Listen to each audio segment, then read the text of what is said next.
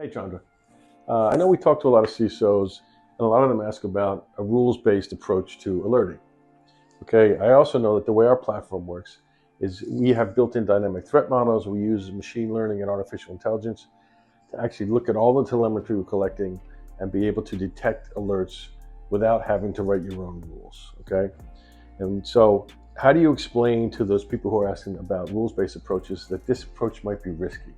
Yeah, I think that's a great question, Tom, because if you look into from the day one, when we started our platform, we wanted to make sure that, we bring all the telemetry, from across all the layers into the common context.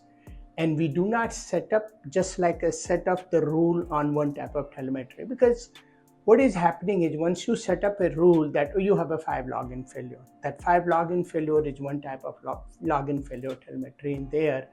And attackers also know that, hey, what set of the rules you have for the short term, what you have for the long term parameters, they know.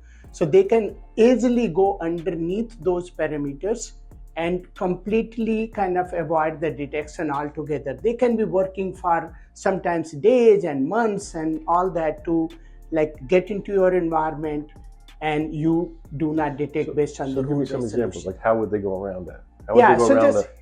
Just like take example, somebody has set up the five login failure in 180 seconds and then may have a 50 login failure within an hour or so.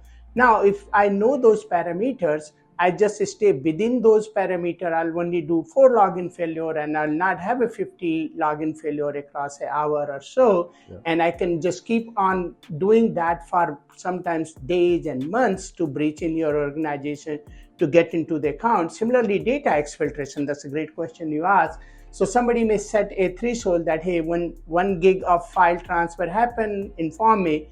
And what the attackers, they know that, hey, this kind of product is being used by this particular enterprise or organization. And then based on that, they go in and say, okay, instead of doing a 1 gig transfer, I will do 50 meg or 60 meg transfer, and I do hundreds of those transfers, and I can exfiltrate even not only hundreds of gigabyte but a terabyte information without getting detected. Yeah.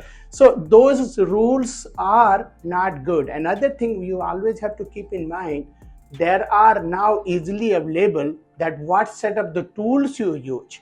So with the tools and the rules being set, it is very easily accessible for the threat actors to know that, hey, how to kind of go into your organization and be undetected and cause all the damage. So great questions, and that's something is very risky, and people should definitely think about it. That's good to know. Thanks.